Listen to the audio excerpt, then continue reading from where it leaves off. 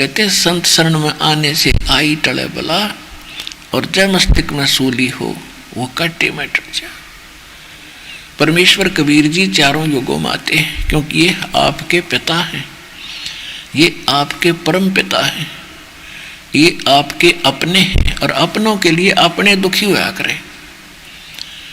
एक कवि का एक सिंपल सी कहानी वो भी सुनाया करते थे कि नो तो दुनिया मरे बतेरी पर अपने का दुख हो से।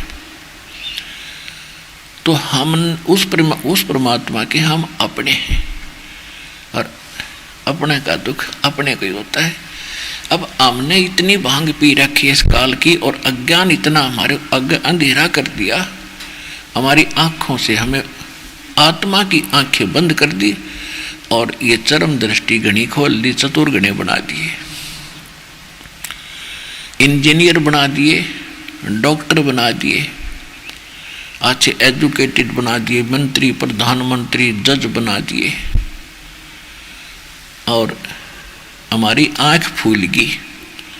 अब हमने क्यों सैकड़ों आदमी सरजी कहने वाले मिल गए, सैकड़ों सलूट मार रहे हैं, हमने क्या जरूरत भगवान की। और ये आपके हैं पिछले जन्म की जो पुण्यात्माएं हैं, उनको ऐसी ऊंच पोस्ट प्राप्त होती है, और उन्हीं को संत पद प्राप्त होता है। नकली संत पद भी वही प्राप्त करते, क्योंकि उनके संस्कार तो काल ने देने ही देने हैं, वो किसी प्रकार से बर्बाद करवा उनके। और वो परमात्मा आके हमारी आंखें खोलते हैं, कहते सोचल छिदर मैं करूं अपने जन के काज, और अरणक सेपू जीव मार दूं मैं नरसिंह दर लूं साज। कहते अपने भगत के लिए मैं भी बहुत कुछ कर देता हूं। तो इसी उद्देश्य से जैसे परमात्मा के विधान में लिखा है कि वो परमात्मा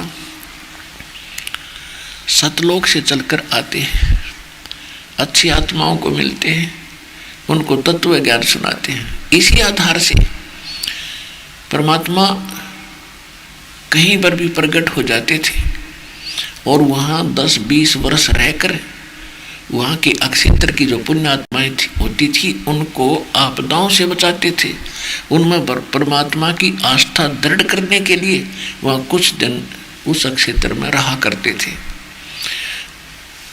कई स्थानों पर, लगभग 20-30 स्थानों पर ऐसे जगह जगह अपनी झोंपड़ी और एक आश्रम का छोटा सा निर्माण कर रखा था,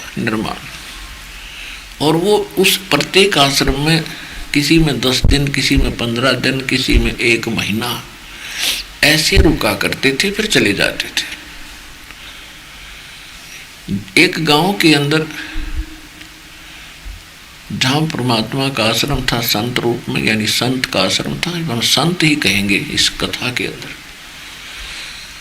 तो जब वहाँ संत जी आते थे तो गांव के लोग जितने उपदेशी थे, 10-20 घर, तो प्रतिदिन एक घर से, एक उपदेशी के घर से आश्रम का खाना जाया करता था संत जी का, और उनके साथ जो भक्त 10, 5, 4 होते थे उनका।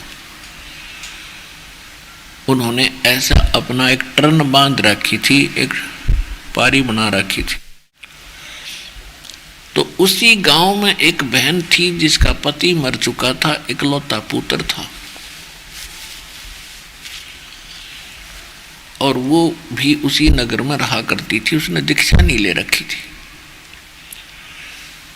एक बहन का नंबर आ गया संत का भोजन बनाने का, उस दिन का, दोनों समय का।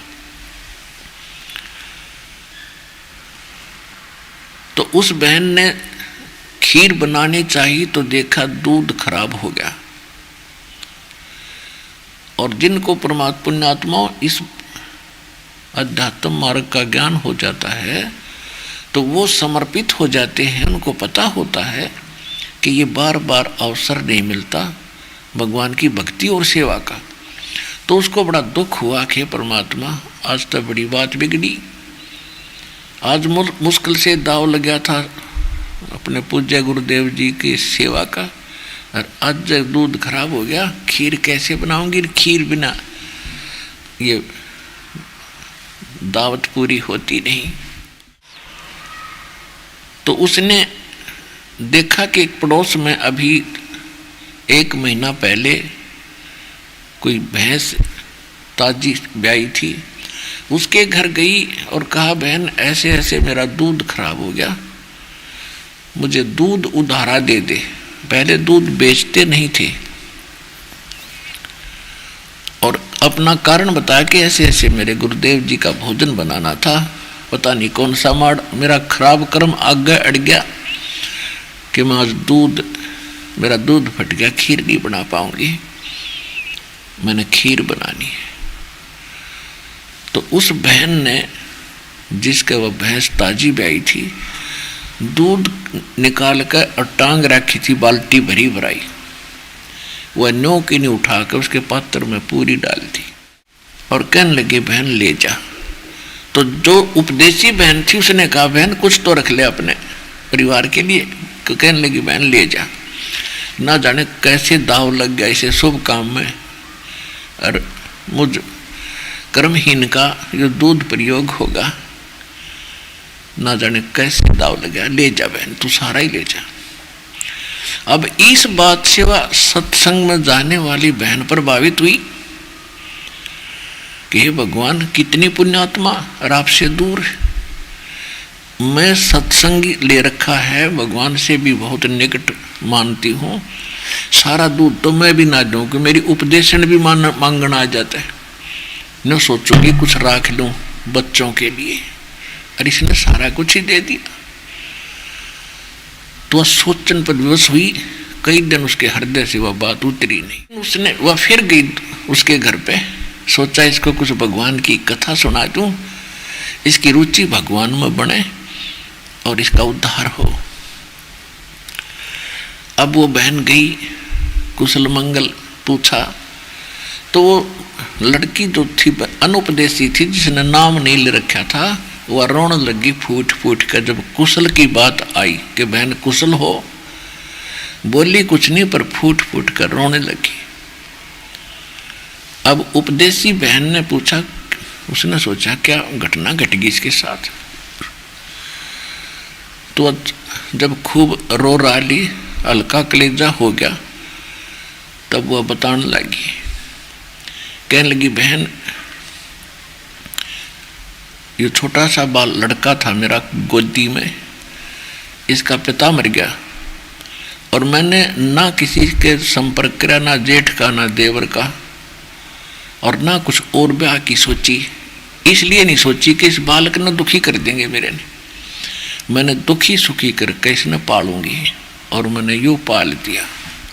और न सोचा था ये बच्चा सियाना हो जाएगा तो मुझे सुख होगा, और यो बालक कति बिगड़ गया, ना मेरी एक मानता, और शराब पीता है और निकम्मे बच्चों में बैठता है, मेरी एक नहीं सुनता, मैं नो दुखी होगी। कई बार तो मन में आता है कि अपनी आत्महत्या कर लूं। तब उस बहन ने कहा कि बहन देखो, आप मेरे साथ सत्संग में चला करो और वहाँ ज्ञान सुनोगे, आपका बोझ हल्का होगा, इस संसार का पता चलेगा ये है क्या। तो वो बहन कहने लगी कि मैं एक तो विधवा, मेरा पति सिर पर नहीं, और आपके तो पति हैं, आप तो उनके साथ भी जाते हो या फिर नहीं जाते। वो नहीं जाते हैं तो सबको मालूम है इनके पति हैं, उनके आज्ञा से जा रहे हैं, और मैं जाऊंगी तो दुनिया पता नहीं के बात बनाओगी, मैं नहीं चल सकती तेरे साथ। तो उस बहन ने फिर बहुत सा ज्ञान सुनाया उसको। कैसे? उसने बताया कि बहन देखो, क्योंकि सत्संग सुन रखा था, सत्संग सुनने वाले भक्त बहन बेटियां भाई बुजुर्ग जहाँ भी कहीं पर जाएंगे तो वो चंदन जैसी लकड़ी होती है वह, और चंदन की लकड़ी को से छोटा सा गुटका की तरह रख दो, वो महक छोड़ेगा। तो ये स्वाभाविक बन जाता है। इस ज्ञान को सुनकर सोचते सबको बताऊं, सबको आवश्यकता है इस वस्तु की। तो वह बहन बताने लगी कि देखो हम सत्संग में सुनते हैं तो उनको आधार बनाकर हम आगे बढ़ेंगे। आपने मीराबाई सुनी है? हाँ जी, खूब सुनी है। मीराबाई ने समाज को नहीं देखा, समाज के साथ कितना संघर्ष किया और आज वो सफल हुई। यदि मीराबाई ये सोचती कि समाज के कहेगा, कोई गुंडी कहता, कोई भुंडी कहता, और उसको मालूम था मैं कर क्या रही हूँ, तो समाज तो देखो किसी को कुछ ना कुछ वो कहता ही रहता है, जैसी उनकी बुद्धि काम करती है। लेकिन भगवान से परिचित होने के बाद वो आत्मा परमात्मा से दूर नहीं हो सकती, चाहे सारा संसार एक तरफ हो। अब मीराबाई की कथा सुनाई उस बहन ने। क्या सुनाया? आत्माओं, आपने आज तक अध्यात्म ज्ञान जो है वो अध खबड़ा सा सुन रखा है, कहीं का सिर कहीं की चोटी, इस तरह का ज्ञान आपको सुना है। यथार्थ ज्ञान, तत्व ज्ञान अब सुनने को मिलेगा। संपूर्ण कथाएं कैसे हैं। मीराबाई बचपन से ही परमात्मा में बहुत ज़्यादा आस्था रखती थी और ठाकुर समाज में उनका जन्म था। ठाकुर लोग अपनी बहन बेटियों को, बहुओं को पर्दे में रखते थे, घर से बाहर नहीं जाने देते थे, अपनी इज्जत समझते थे और स्वयं सारा काम करते थे। गोबर आप डाल कर आते, पशुओं का बाहर, पानी खुद भरा करते, पर अपनी बहन बेटी बहुओं को वो घर से बाहर नहीं जाने देते थे। वो अपनी इतनी इंसल्ट समझते थे और अगर कोई गलती कर देती थी, लड़की किसी कारण से बाहर चली जाती तो उसको ख़त्म कर देते थे। यहाँ तक उनका एक ऐसा ट्रेंड बना हुआ था। तो उस समाज में मीराबाई का जन्म हुआ और काल ऐसा ही करता है। जो पिछला संस्कारी हंस होता उसको ऐसे किले में फिट कर देगा कि वो भक्ति या तो करे नहीं, और करेगा तो उसको उपलब्ध नहीं होने देंगे। तो मीराबाई की माता बहुत धार्मिक थी और घर पे ही अपने श्री कृष्ण जी की वह पूजा करा करती थी। और मीराबाई ने बचपन से ही, जैसा भी सुनते हैं, तो उसी में आस्था बन गई, श्री कृष्ण जी को अपना मालिक मान लिया। फिर उसका कुछ समय के बाद विवाह करने लगे तो उसकी माँ ने अपनी माँ से कहा कि माँ, मैं दो बार ब्याह नहीं कराती, मैंने विवाह कर लिया श्री कृष्ण जी से। फिर भी जैसे तैसे उसको जबरदस्ती करके उसका ब्याह कर दिया। तो 4-5 वर्ष ब्याह के उपरांत उसका पति राजा था और घर में बड़ा था। उसका एक देवर था। तो उसके पति की 4 वर्ष विवाह के 4-5 वर्ष के बाद मृत्यु हो जाती है। जब वो उसका पति था, राजा था, और मीराबाई ने अपने पति से कह दिया था कि मैं भक्ति करूंगी, भक्ति से ना रोकना मुझे। तो वो अच्छी आत्मा, नर्म आत्मा का था। उसने कहा मैं बिल्कुल नहीं रोकूंगा। तो उसने, मीराबाई ने कहा कि मैं मंदिर में जाया करूंगी। उसके पति ने नौकरानी साथ भेजनी शुरू कर दी कि आप जा सकती हैं, और लेकिन पर्दे में जाओगी और नौकरानी तेरे साथ जाएंगी, नो ऑब्जेक्शन। तो इतना रास्ता परमात्मा ने दया कर उसका खोल दिया। कुछ दिनों के बाद क्या होता है, उसके पति की मृत्यु होगी। छोटा भाई उसका राजा बन गया, यानी उसका देवर। अब पहले तो उसने कोशिश की कि तू मंदिर में मत जा। पहले तो भाई था सिर पे, तेरा पति था, दुनिया की जुबान बंद थी। अब जाएगी तो तुझे पता नहीं लोग क्या क्या कहेंगे। तो वो नहीं मानी। उसने भी संतोष किया कि चलो ये पहले भी जा ही रही थी और औरतें साथ जाती हैं। जो जन मेरी शरण है ताका हूं मैं दासी, जो जन मेरी शरण है ताका हूं मैं दासी, और गेल गेल लाग्या फिरूं, जब तक धरती आकाशे। पुण्यात्मा, इस दास को परमात्मा के विधान का बहुत सारा ज्ञान हो गया। कंप्लीट तो नहीं कह सकते, क्योंकि कंप्लीट तो भगवान ही जानते हैं, फिर भी इस दास को इतना ज्ञान अवश्य दे दिया है कि आपका काम खूब चला दूंगा मैं और सही रास्ता बता दूंगा। अब जो भक्ति का समय अब है, ये कंप्लीट कोर्स यानी पूर्ण संपूर्ण साधना आपको प्राप्त होगी, हो चुकी है और हो रही है। योग्य होते जाओगे, सभी साधनाएं आपको प्राप्त होती चली जाएगी। और जिन्होंने मर्यादा निभाई अंतिम सांस तक, तो वो सीधे सतलोक जाएंगे आपके, और फिर कभी मृत्यु नहीं होगी। आपके बच्चे भी फिर आपके साथ साथ वही आकर ये परिवार ज्यों का त्यों वहाँ रूप धारण कर लेगा। वहाँ वृद्ध अवस्था नहीं और मृत्यु नहीं और कोई काम नहीं, कोई अभाव नहीं किसी वस्तु का।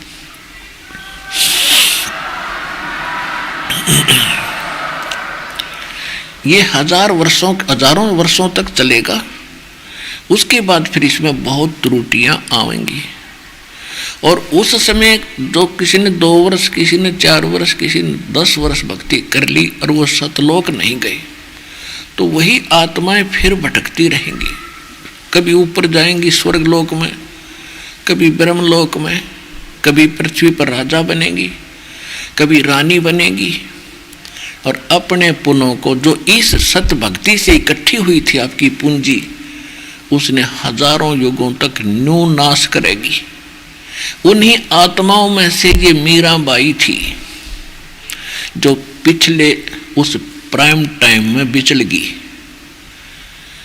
और परमात्मा कहते हैं जो एक बार मेरी शरण में आ गया उसने पार करके छोड़ दूंगा, समय कितना लग जाएगा। तो एक दिन मीराबाई जिस मंदिर में जाती थी उसके रास्ते में किसी एक भगत, गरीब सा भगत था, झोंपड़ी थी, आगे काफी वृक्ष बगीचा सा था, वैसे गांव साजला। उस बगीचे से मैं परमात्मा कबीर जी और रविदास जी, ये दोनों वहां सत्संग कर रहे। और मीराबाई, देखो भगत में एक गुण न्यारा होता है कि साधु संत या परमात्मा की चर्चा कहीं हो रही हो, वो दिखाई दे जा तो सबता आकर्षित होती है। मीराबाई मंदिर से होकर के वापस आ रही थी, तब तक सत्संग शुरू हो चुका था। तो उसने सोचा 2 मिनट, घंटा, आध घंटा महापुरुषों की वाणी सुनती हूँ, परमात्मा की चर्चा चल रही है। वो वहां जाकर बैठ गई, और परमेश्वर कबीर जी को तो मालूम था, कहते गोता मारूं स्वर्ग में जा बैठूं पाताल, गरीब दास ढूंढता फिरूं अपने हीरे मोती लाल। तो परमात्मा उस हीरे को खोज रहा था, उसको ग्रहण करना था मीराबाई को। मीराबाई वहां पहुंची, वो कृष्ण की, श्री राम की यानी श्री विष्णु जी की पुजारिन थी। परमात्मा बता रहे थे कि तीनों देवता ब्रह्मा विष्णु महेश नासवान हैं, इनकी जन्म मृत्यु होती है। 3 देव की जो करते भक्ति, उनकी कदे ना होवे मुक्ति। अपने आत्माओं, पहली बार हमने भी ये बात सुनी थी तो चक्कर काट गया दिमाग कि कहते यू महात्मा पागल है, इसने अकल नहीं कती भी। बिना सिर पैर की बात कह रहा है कि विष्णु राम और ये नासवान है, इनकी भक्ति ठीक नहीं। तो मीराबाई का उथल पुथल होगी, लेकिन श्रद्धालु बगावत नहीं करते, दुख कितना ही हो। वो सुनती रही। सत्संग के बाद करबद्ध होकर कहा कि महाराज जी, आपने जो यह बात कही मुझे बड़ा दुख हुआ। मैं श्री कृष्ण जी की पुजारिन हूँ, विष्णु जी की पुजारिन हूँ। आज तक हमने नहीं सुना अभी इनसे ऊपर कोई शक्ति है और इनकी भक्ति ठीक नहीं। परमात्मा ने कहा कि बेटी मुझे शौक नहीं झूठ बोलने का, मैंने आपसे कुछ लेना नहीं, मैं तो एक सत्संग कर रहा हूँ, सच्चाई बता रहा हूँ, आपको अच्छा लगता है तो ग्रहण करो, नहीं तो आपके ऊपर कोई प्रेशर नहीं, दबाव नहीं। तो वो कहने लगी जी मैं इस बात को जानना चाहती हूँ कि सचमुच ये ब्रह्मा विष्णु, क्या भगवान विष्णु से भी ऊपर कोई शक्ति है?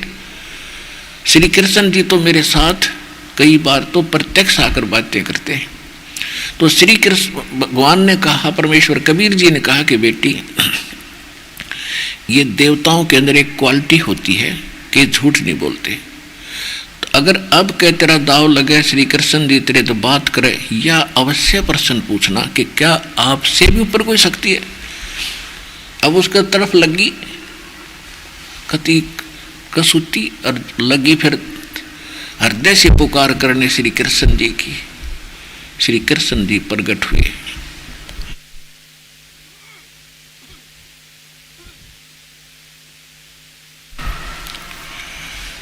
और मीराबाई ने कहा कि महाराज मैंने आज संतों से कुछ ऐसी अटपटी सी बात सुनी जो मेरे गले उतर नहीं रही, आप निर्णय करो। उन्होंने कहा कि आपसे ऊपर भी कोई परम शक्ति है। श्री कृष्ण जी ने कहा कि मेरा वो शक्ति परम है, लेकिन वो प्राप्त नहीं होती, हमने खूब समाधि लाला देख ली, वो मिल नहीं सकती। तो मीराबाई को इतना तो क्लियर हो गया कि इनसे ऊपर है कोई शक्ति। और महात्मा न्यू कह रहे थे हम ऐसा मंत्र देंगे आपको 100% गारंटी देते हैं भगवान मिलेगा। तो जब बस सत्साहिब कर दी श्री कृष्ण जी थे मीराबाई ने, सूक्ष्म वेद में कहा कि एक के चोट सिधारिया जिन मिलन दाचा, एक का चोट बतेरी जिन भगवान चाहिए। अटपट की क्या जरूरत थी जब खुद स्वीकार कर लिया स्वयं। मीराबाई रात काटनी मुश्किल होगी उसने, और सुबह मंदिर तो गई, भूल सीधी बगीचे में गई। और 1 हफ्ते का सत्संग मालिक ने जान कर रख रखा था। तो जाते चरणों में गिर गई कबीर भगवान के, कहने लगी महाराज मेरा कल्याण कर दो। मतलब घनी भूल में सोऊं थी। परमात्मा ने सभी श्रोताओं के सामने पूछा बेटी सच्ची बात बता क्या बात हुई। तब उसने बताया कि मैंने रात शाम ने जाकर श्री कृष्ण जी से अर्ज करी, मेरे सामने आए, उनसे मैंने ये प्रश्न किया कि आपसे ऊपर कोई शक्ति है। तो उन्होंने यही कहा कि वो शक्ति मिलती नहीं, हमने भी कोशिश कर ली। तो महाराज आपकी सारी बात सच्ची, और वो कहते उनको मिली नहीं और आपको हम उनको मिला देंगे। आत्मा ने कहा कि बेटा संत होगा वो झूठ नहीं बोला करे, और बकवादी अपने अटपट कर के लिए स्वार्थ सिद्धि के लिए कितनी झूठ बोल सकता है। तो हम उस परम शक्ति को जो श्री कृष्ण और सबसे ऊपर जो परम शक्ति है उसका एक ऐसा मंत्र देंगे, वो सहज में मिल जाएगा आपको भक्ति करते करते।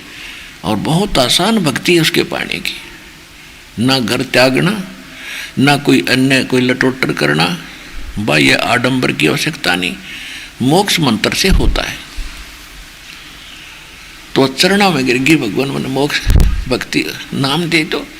अब परमात्मा को ये दिखाना देखना था, उसका टेस्ट करना था, उसकी परीक्षा करनी थी कि यह भगत है। भगत के अंदर जाति अभिमान, पद अभिमान, किसी भी प्रकार का अहंकार अगर है तो भक्ति नहीं कर सकता। सबसे पहले संत उसके उस अभिमान अहंकार का नाश करते हैं जो भक्ति नाशक बाधक है।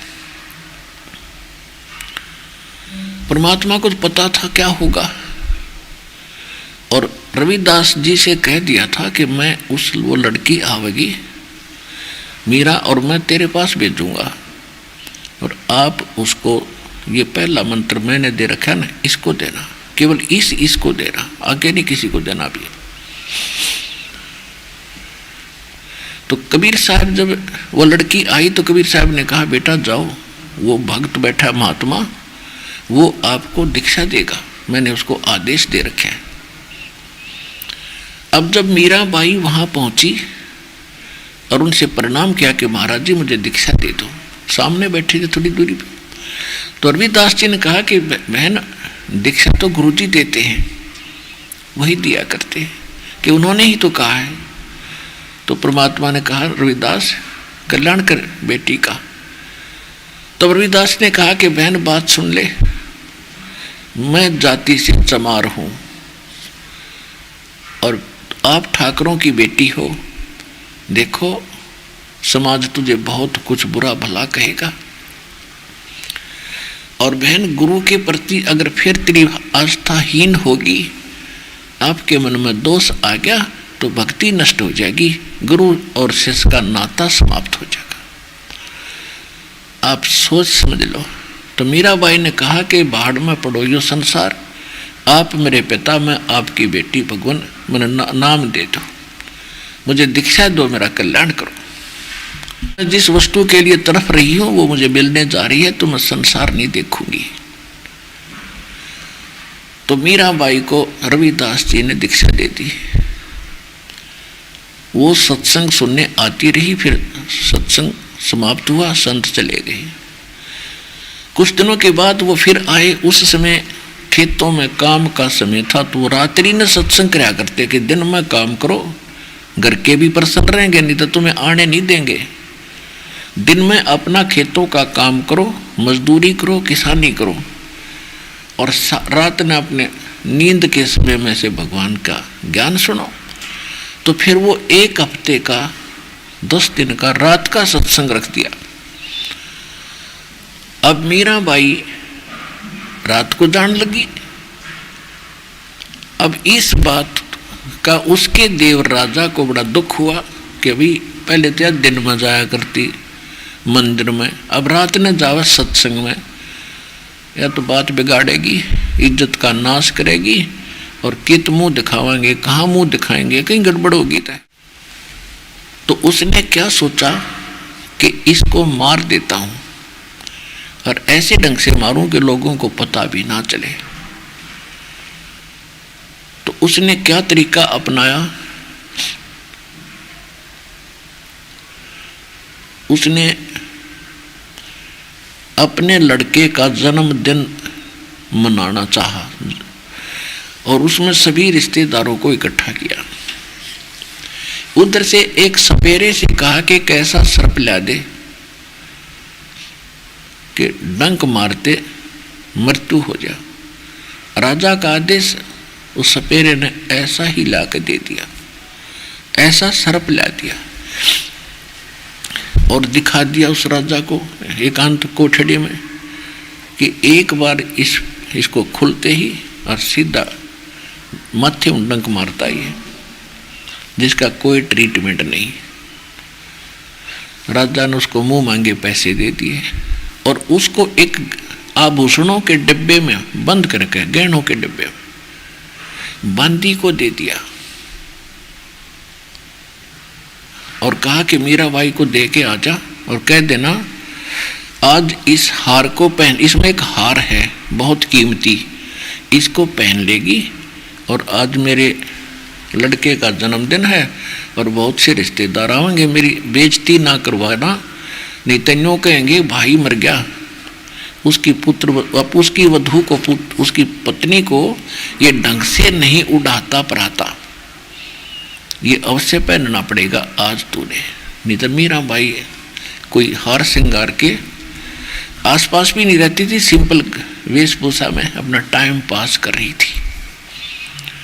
तो मीराबाई ने सोचा वह रख के, मीराबाई वह रख के चलेगी रानी बांदी। तो उसने सोची कि मेरे लिए तो मिट्टी है, हार है तो मिट्टी है, ना पहनूंगी तो 36 बात बनाओगा, इसने डाल लेती हूँ थोड़ी देर गले में।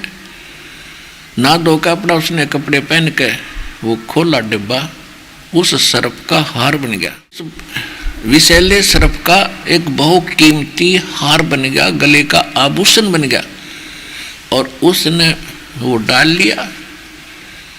अब उस राजा ने सोची थी कि वह मर्गी होगी और सर्प वहीं घूम रहा होगा और सबको कह दूंगा कि इसको सर्प ने डस लिया, सर्प ने डस लिया। मर्गी सबके सामने गवाही हो जाएगी कि सर्प ने डसने से मर्गी।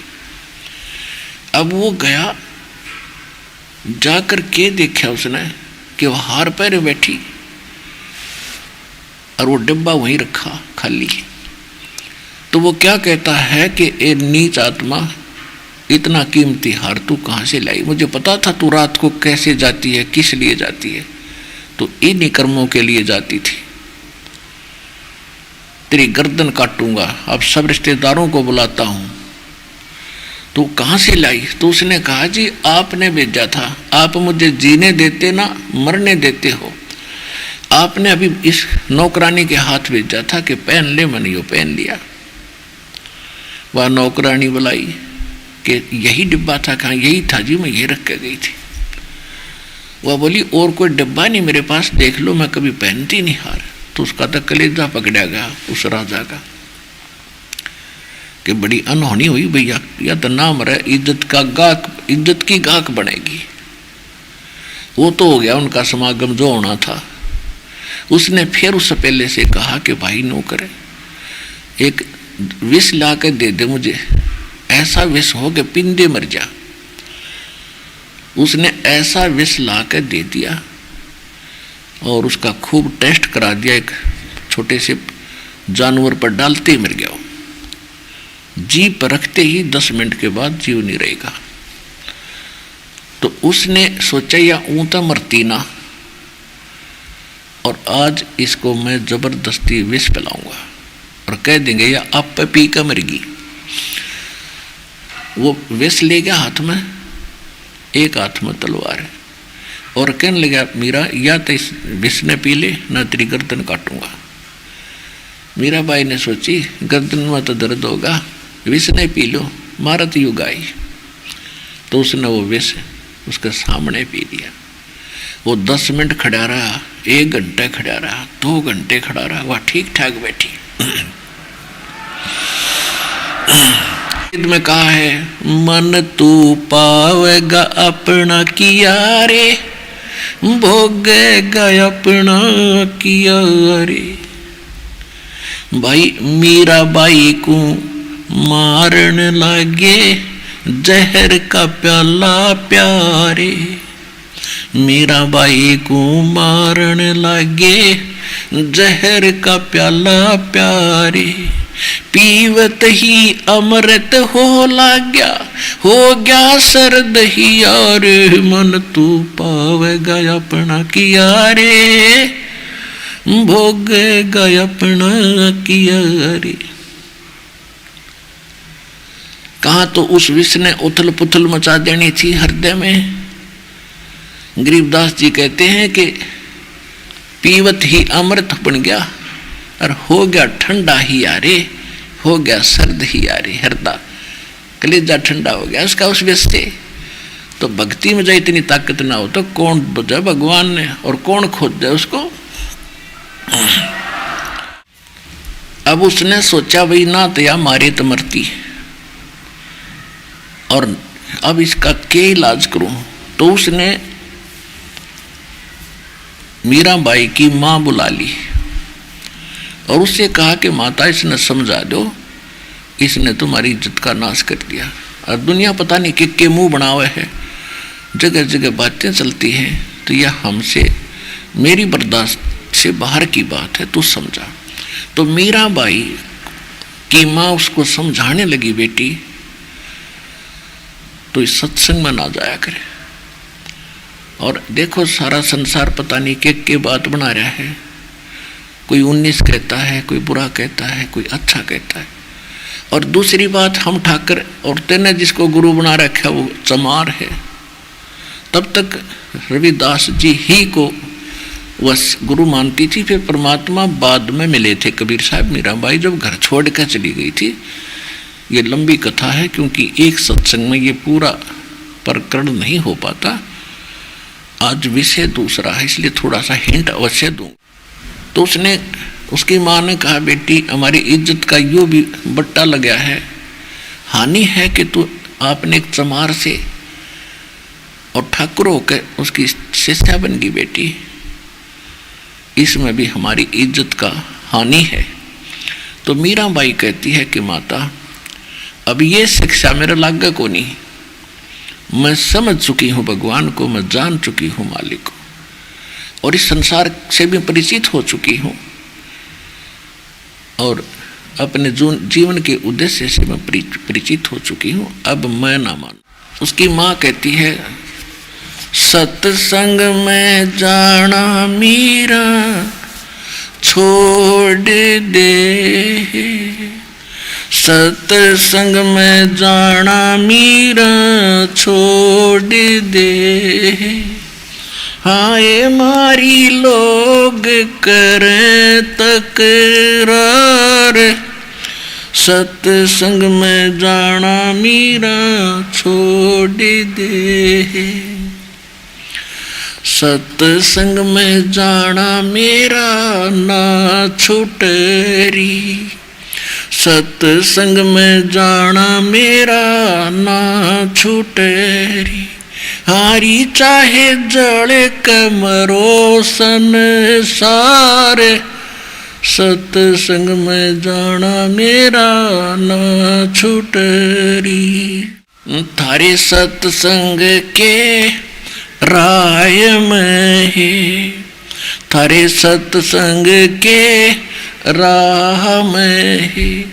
आए वहाँ पर रहते हैं काले नाग, कोई कोई नाग तन डस लेवे, आए वहाँ पर रहते हैं काले नाग, कोई कोई नाग तन डस लेवे, जब गुरु मारे मेरे करेरी, जब गुरु मारे मेरे करेरी, हारी वह तो सरप गंडे वे बने जा, सत्संग में जाना मेरा ना छोटेरी, हारी वह तो सरप गंडे वे बने जावे, सत्संग में जाना मेरा ना छूटेरी, थारे सत्संग के राह में है, थारे सत्संग के राह में, आए वहाँ पर रहते हैं बब्बर शेर, कोई कोई शेर तन खा लेवे, आए वहाँ पर रहते हैं बब्बर शेर, कोई कोई शेर तन खा लेवे, जब गुरु मारे मेरे करेरी, जब गुरु मारे मेरे करेरी, हारी वह तो शेरों के गिदड़ बने जाव, सत्संग में जाना मेरा ना छोटेरी, हारी वह तो शेरों के गिदड़ बने जावे, सत्संग में जाना मेरा ना छोटेरी, थारे सत्संग के बीच में है, थारे सत्संग के बीच में है, आए वहाँ पर रहते हैं साधु संत, कोई कोई संत तन ले रमे, आए वहाँ पर रहते हैं साधु संत, कोई कोई संत तन ले रमे, तेरे री मन में माता पाप है री, तेरे री मन में माता पाप है री, और संत मेरे माँ बाप है री, संत मेरे माँ बाप है री, हारी वह तो कर देंगे बेड़ा पार, सत्संग में जाना मेरा ना छोटेरी, हारी वह तो कर देंगे बेड़ा पार, सत्संग में जाना मेरा ना छोटेरी, अब उसकी माँ फिर अंतिम पेच लगावे है। वो तो जाति चमार है, वो तो जाति चमार है, इसमें हमारी आर है, इसमें हमारी हार है। तेरे री लिख मता चमार है री, तेरे लिख मता चमार है री, मेरा सिरजन हार है री, मेरा सिरजन हार है री। हारी वे तो मीरा के गुरु रविदास, सत्संग में जाना मेरा ना छोटेरी।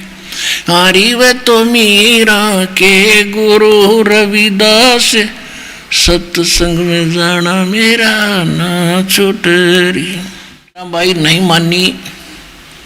मीराबाई ने देखा कि अब मुझे ज्ञान पूरा हो गया, ये संसार किसी का नहीं, और यहाँ मुझे ये भक्ति करण नहीं देगा, इनकी चौधर और इनकी इज्जत। तो रात्रि के समय घर से निकल गई। अब मीराबाई पहुंच गई, जा रही थी रास्ते में एक संत एक गुफा में रहता था और उसका बहुत बोलबाला था, क्योंकि भोली जनता तो आडंबर को ज्यादा महत्व देती है। उसके विषय में क्या सुना जाता था कि सारे दिन में एक बार गुफा से आता है 1 घंटा 2 घंटे, और केवल पुरुष को मिलता है, स्त्रियों से के दर्शन नहीं करता, ना दर्शन देता। तो इस बात से हमारा समाज और ज्यादा प्रसन्न होता है कि भी महात्मा के कमाल है जब स्त्रियों को निकट नहीं आने देता। स्त्री भूतनी है, चपट जाएंगी थारे बिना अकल के आदमी बेटी के बाप। तो ये अपना आत्माओं, जब तक ऐसे व्यक्तियों को तो आत्मज्ञान भी नहीं, परमात्मा तो बहुत दूर है। अब जैसे पहले सांग होया करते गांवों में, उसमें पुरुष ही स्त्री का रोल करा करते, सारा साजबाज, और जवान लड़के बिल्कुल बगैर दाढ़ी मूछ के लड़कियों का स्वांग करते थे और लड़कियों के कपड़े पहनते थे। तो एक व्यक्ति, एक बच्चा दूसरे साथी के साथ प्रथम बार सांग देखने गया। उसने देखा कि एक लड़की का रोल कर रही थी, जो लड़का था वैसे तो, और वो अच्छा डांस डूंस कर रहा था, मेकअप वगैरह करके, जो कि हूबहू लड़की दिखे थी। तो साथी कह रहा था, जो नया गया था, भाई बहुत बढ़िया डांस करती है लड़की। वो दूसरा साथी जो पहले से परिचित था कि लड़का नहीं है, लड़की नहीं है, लड़का है, वो कह रहा था लड़का है, लड़की है, लड़का है, ये लड़की नहीं है। बोला ना ना ये लड़की है, देखिए सारा कि सारे अंग वंग ठीक लगा रखे उसने। फिर वो श्याम ने जब वो सांग सूंग करके अपने ने जहाँ रुके थी वहाँ गए, उस लड़के ने उतार कर सारा सौदा एक लो टांग दिया खुट्टी पे। जब दिखे सचुर लड़का था तो भाई। अगली बार जब वो सांग देखने गया, अगले दिन उसने वो लड़की ना दिखे थी, वो लड़का दिखा था। तो जब हमें आत्मज्ञान होगा तो इस कपड़े के अंदर हमने एक आत्मा दिखाई देगी, जो नर है ना पुरुष है, वो एक जैसी है, तो उसको आत्मज्ञान कहते हैं। और ये परमात्मा के ज्ञान से वो मीराबाई काफी समझ चुकी थी। तो वहां जब वो गई, लोग इकट्ठे हो रहे थे, उसका बाहर निकलने का समय था उस संत का। मीराबाई जी ने पूछा, भाई कैसे इकट्ठे हो, क्या बात है? कि हम बहुत बड़े पहुंचे हुए महापुरुष हैं, उनके दर्शन करेंगे। किस में आएंगे कि अभी आने वाले हैं, पर आपको नहीं दर्शन होंगे। वो स्त्रियों को नहीं मिलते, ना दर्शन करते हैं ना देते हैं। मीराबाई बोली, भाई मैंने तो यूं सुना है कि एक पुरुष है और बाकी उसकी पत्नी है, सारी जितनी आत्मा है उसकी ही, वो सबका पति है। और भाई कोई दूसरा पति पुरुष पृथ्वी पर है तो मैं तो जरूर मिल लूंगी, मैं तो उसके लिए भटक रही हूं, मैं तो दर्शन करके जाएंगी इसके। उड़े बैठगी। तो वो जो बाहर निकला तो उन्होंने बताया, जी ऐसे ऐसे कोई बाई है भक्तनी, आपके दर्शन करना चाहती है। तो उसने कहा कि नहीं नहीं, मैं स्त्रियों के दर्शन नहीं करता। फिर उस लड़की की कहानी बताई। वो यूं कहा है कि मैं दर्शन करके जाएंगी, मैं के भूतनी हूँ, उसने खा लूंगी। ऐसा क्या हो गया? साधु आदमी का उद्धार होगा, औरतों का हो ही नहीं सकता। तो उसने कहा जी वो तो यहाँ बैठी नु कहते 10-20 1 से 10 साल लग जाओ, मैं ताड़ा बैठी रहूंगी, ना खाऊं ना पीऊं। उसने सोची भाई चल बोला डगा ही से नाड़े थे। तो कहने लगी, पर मीराबाई ने उसको आंखें खोली उस मूर्ख की, कहने लगी आप पुरुष हो और स्त्री और पुरुष में आप भेद समझते हो तो आपको आत्मज्ञान भी नहीं है। 1 घंटे प्रवचन किए जो सच सुन रखा था भगवान से। प्रथम तो तेरी साधना गलत,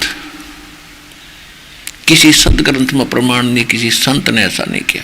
और दूसरे तेरे विचार गलत। उसी समय चरण पकड़ लिए उस माई के बहन के बहन आँख खोल दी मेरी, और अब संत की खोज करूंगा। तो उसने कहा कि संत भी मैं बताऊंगी तेरे को। अब वो तो रविदास ने जाने थी। अब रविदास के पास वो गया, कहने लगा ना मैं तो उस बाई के लिए गुरु बताया था, असली गुरु तो वो है परमात्मा।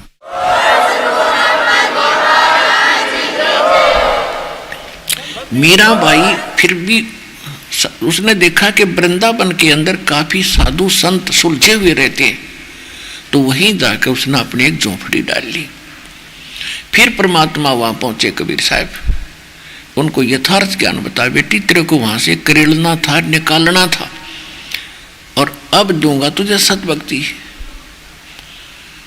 जब परमात्मा ने उसको यथार्थ ज्ञान और सही भक्ति बताई, आगे के जो मंत्र थे कंप्लीट कोर्स दिया, तब मीराबाई का उद्धार हुआ। ये है रियल स्टोरी। क्या होता है, वो बहन ये कथा उसको सुना रही थी जिससे उसने दूध लिया था। हम फिर आते हैं उस प्रसंग पे। तो वो माई जो बहन जिसका बच्चा बिगड़ गया था, लड़का नालायक हो गया था, उसको बड़ा प्रभाव हुआ और बड़ा असर हुआ। उनके ज्ञान सुनकर कहने लगी बहन अब कोशिश करूंगी, जब मेरी बात बनेगी तो मैं चल लूंगी तेरे साथ, लेकिन जाऊंगी दिन में। तो अब बोली तू एक बार चल दर्शन तक कर ले।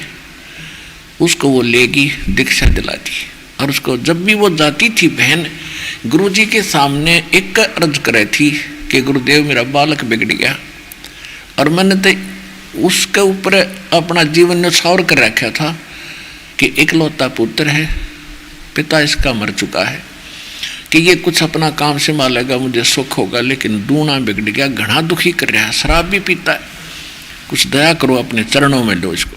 तो संत जी ने कहा कि बेटी आप दृढ़ रहो, आप भक्ति करो, समय आने पर परमात्मा उसकी भी तेरी वह भी पुकार सुनेगा, पर सच्चे दिल तो लगी रहे, तू दृढ़ रहे। और फिर ज्ञान ये भी हो गया भी ठीक है, एक लेवा एक देवा दूतम, कोई किसी का पिता नहीं पुत्रम, ये तो ना जाने कौन सा लड़ी आ रहा है, कौन से जन्म का, अपनी पूरी कर लेगा पूंजी। वो भी ज्ञान संतोष देता है। तो वह अपनी दृढ़ता से लगी, ठीक है जब सुधर जाएगा, जब सुधर जाएगा अपना कर्म तब बनाऊं मैं। तो उस दिन सभी बहनें, जैसे हम यहाँ देखते हैं, तो हम प्रत्येक भक्त ये सोचता कि मैं भी ऐसा ही करूं, इस भक्त ने ऐसा किया है। तो यह एक देखा देखी भी भक्ति का रंग चढ़ा है थोड़ा सा यहाँ आने से। तो उस बहन ने देखा कि सभी ने अपनी अपनी पारी बांध रखी है गुरुदेव की सेवा करने की, खाना खिलाने की। और वो 10-5 घर थे, और इतने दिन महात्मा वहाँ रुकया करते। तो जैसे शनिवार सोमवार बांध लिया सबने, इस प्रकार से एक दिन वो खुआ होगा, दूसरे दिन दूसरा भोजन करा होगा, तीसरे दिन तीसरा। तो ऐसे सब का कंप्लीट था वो कोर्स। तो सभी ने उसने प्रार्थना की कि मुझे भी एक दिन दे दो, मैं भोजन करा दूं गुरुदेव को, यानी आश्रम के भक्तों को। तो किसी ने नहीं दिया कि बहन मुश्किल से समय मिला है, गुरुदेव मुश्किल से आते हैं, महीने 2 महीने 6 महीने में, और हम नहीं दे सकते। तो जो बहन उसको लेकर गई थी उसने कहा कि मेरी पारी में तो एक दिन सुबह या शाम का भोजन करा दे, तो आप शाम का भोजन करा दो। अब ठीक है जी। तो शाम के भोजन का न्योता दिया ही गुरुदेव को जी, शाम के भोजन की अपनी बेटी पर रजा करो। परमात्मा बोले ठीक है बेटा, 2 टूक खाने हमने तू लिया। अब उसने बड़ी खुशी का ठिकाना नहीं, उमंग चढ़ गई, बढ़िया भोजन बनाऊंगी। उसने भोजन बनाया, खूब तैयारी करी और बना के भोजन बनाते बनाते उसका बुखार तेज हो गया। इतना बुखार तेज हो गया कि बुरा हाल हो गया उसका, 10 कदम नहीं चल सके। उधर से वो लड़का आता नहीं था, बहुत देर से आता था। उसने सोची अब क्या करूं, मेरी सारी सहेली जा चुकी होंगी कि वो वहां पहले चली जाती है, काम करवाती है, सेवा कराती है। उधर से वो लड़का इतना नालायक हो गया था, चोरी करने लग गया। शराब पीने को आवा कहाँ से डेली उस चोरी करने लग गया। उस दिन उसके ग्रुप ने, उसके साथियों ने राजा के महल की चोरी करने की स्कीम बना ली। और उनके मन में क्या मियाँ मिठू थे कि रानियों के हार लाखों रुपए के होते, एक भी हाथ लग गया तो बस सारा जीवन पार हो जाएगा। उन मूर्खों ने ना सोचा राजा के घर पर ये खाला जी का घर है। उसके लिए उन्होंने उसी रात्रि में स्कीम फुल कर रखी, अपना पूरा प्रोग्राम बना रखा। और रात ने किसी देवी के मंदिर में जंगल में एकत्रित होकर वहां से चलने का उनका सारा जो व्यवस्था थी। तो वहां इंतजार करनी थी सबने 12 बजे तक, और उसके बाद वहां जाना था। तो उधर से उस लड़के ने सोची तू जल्दी खाना खुना खा आज वक्त से, और वक्त जा बैठ उड़े कि तेरा नंबर ना हो पाछे रह जा। वो घर पे आया, उसकी माँ को पता था कि आज्ञा पालन नहीं करता, तो उससे कहा कि बेटा आज ऐसे ऐसे मैंने गुरुदेव की से भोजन की अपनी प्रार्थना की थी बेटा, और मेरा हो गया बुखार घना तेज हो गया। एक या मेरे पर दया कर दे तो ये भोजन पहुंचा गया आश्रम में, और आज ये भोजन नहीं पहुंचा तो फिर मुझे कोई भी वो नहीं देगा, आगे सेवा नहीं मिलेगी। उसको कहने लगा कि माता तू वहाँ मत जाया करे, लोग पता नहीं क्या क्या कहते हैं मेरे को, और भाड़ में जाता रहियो बाबा जी, मैं जाता। न्यो कहते हुआ फूट फूट रोने लगी। अब लड़के ने सोचा कि मैं तो थोड़ा ही समय हुआ है, 1 घंटे में रोटी खवायाऊंगा, माँ घनी दुखी होगी। तो उसने कहा कि ला माँ दे दे। वो उठा कर रोटी भोजन और आश्रम में पहुंच गया। तो आश्रम में जब अन्य भक्तों ने, बहनों ने देखा कि वो तो रामों का लड़का आ गया, और सबके मन में यूं हुआ भगवान ये आया कि भगवान ने, गुरुदेव ने सुन ली बेटी घनी दुखी रहा करती बहन, किसी तरह मेरा बेटा आवसरण में आज सुन ली परमात्मा ने, और ये भोजन भी लेकर आ गया। उसने आते पूछा कि कहा महाराज जी। तो भक्तों ने बैठाया, कहा कि बैठ जा भाई, स्नान करने जा रहे हैं, अभी आ जाते। स्नान करके महाराज जी आए तो उनको पहले ही बता दिया, कहा जी आपने सुन ली रामो बहुत रोया करती थी, और आप उसका लड़का आ गया आज भोजन लेके, वो कोई बुखार हो गया बेटी के, बहन के। महाराज जी ने सोचा, जब वो बैठ गया ना सामने भोजन रख दिया, तो महाराज जी ने सोचा इस बच्चे को थोड़ा बहुत ज्ञान सुनाता हूँ, इसकी कुछ बुद्धि सेट हो है, मुश्किल से आया है आज, अच्छा भोजन खाऊंगा मैं। तो लगा समझाने, बेटा भक्ति करनी चाहिए, मनुष्य जीवन ऐसे ही नहीं मिलता। तेरी माता देख तेरे लिए कितनी दुखी रहती है, तू इकलौता पुत्र है, और माता की आज्ञा का पालन करना चाहिए। वो लड़का कहने लगा बाबा जी जल्दी भोजन खा, मेरे पास इतना टाइम नहीं है। कहते कबीर पिछले पाप से हरि चर्चा ना सुहावे, और के ऊँगे के उठ चले ना और बात चलावे। तो संत ने सोचा भाई ये सचमुच ठीक कर रोया हुआ लड़की तो नरा निकम्मा बालक है, कति ये 16 माथे बोलना भी नहीं जानता। तो संत ने अपनी रोटी खाई और वो ने जूठे बर्तन उठाकर भाग लिया। उसने सोची बस फिर लेट हो जाऊंगा, और लाखों रुपए में तो 20-30 हज़ार तो मिल लेंगे। वो 20 करोड़ के बराबर थे आज के, थे 20 लाख, तो 20 हज़ार वो सोच रहा था। वो दौड़ा जा रहा था, रास्ते में इतना लंबा बबूल की किक्कर का कांटा चल गया और पूरा टूट गया पंजे में, पैर में।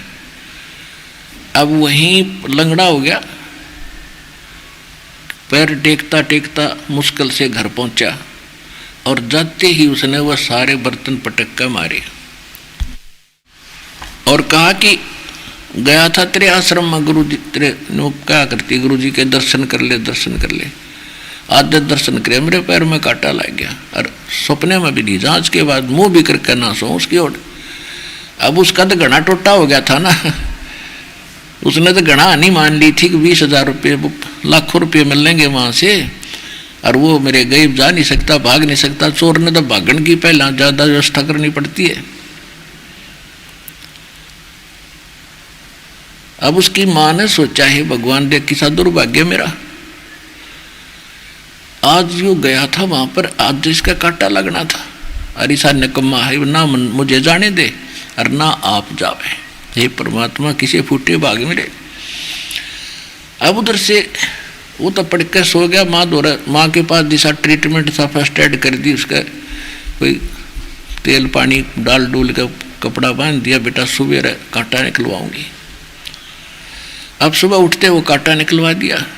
उधर से उसके साथियों ने इंतजार करी 10-20 मिनट और फालतू कि भी नहीं आया तो कोई बात नहीं, चलो हम चलते। उन्होंने जाकर राजा के घर चोरी करने की चेष्टा की, वो पकड़ दिए।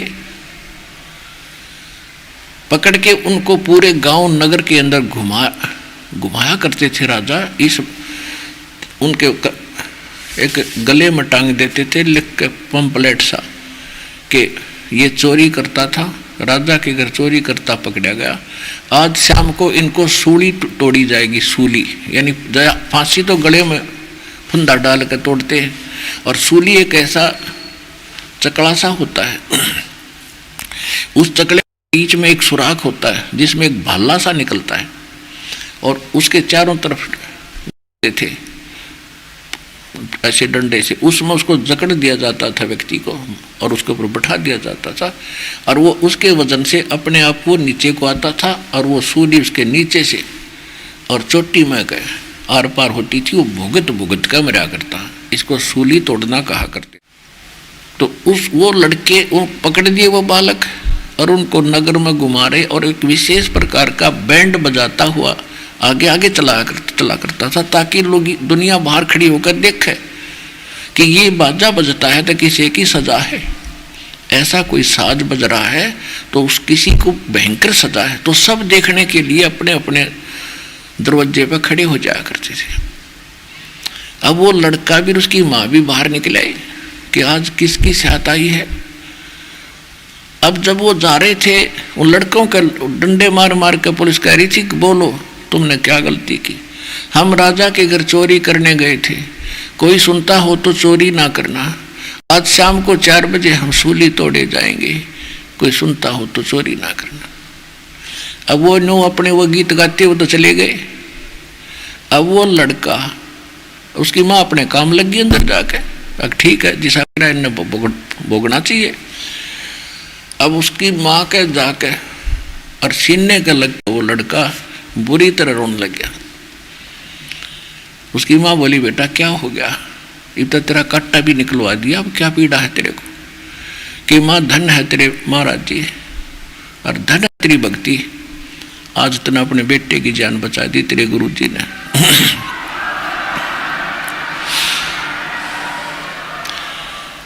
माँ आज तेरा बेटा नहीं था, और फिर उसको याद आ रही है कि माँ मैं मर जाता तो कैसे जीतती आप।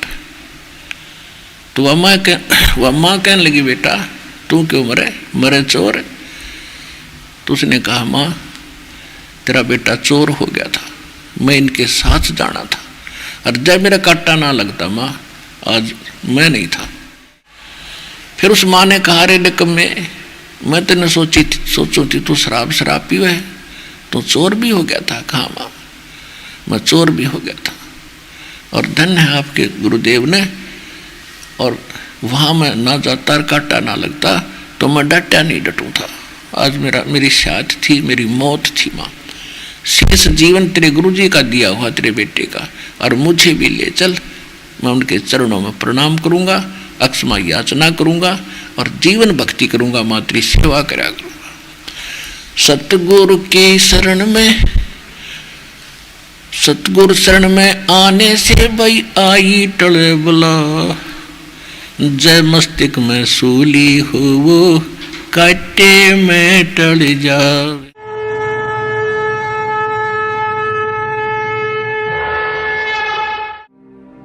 और अधिक जानकारी वसंत रामपाल जी महाराज जी से निशुल्क नाम दीक्षा प्राप्त करने के लिए संपर्क करें। हमारे संपर्क सूत्र हैं 8222880541 8222880542। आप नीचे स्क्रीन पर दिए गए हमारे अन्य नंबरों पर भी संपर्क कर सकते हैं। विजिट करें हमारी वेबसाइट पर। हमारी वेबसाइट है www.jagatgururampalji.org। इस वीडियो के बारे में अपनी राय नीचे कमेंट सेक्शन में हमें बताएं और अपने दोस्तों के साथ ये वीडियो शेयर करना ना भूलें।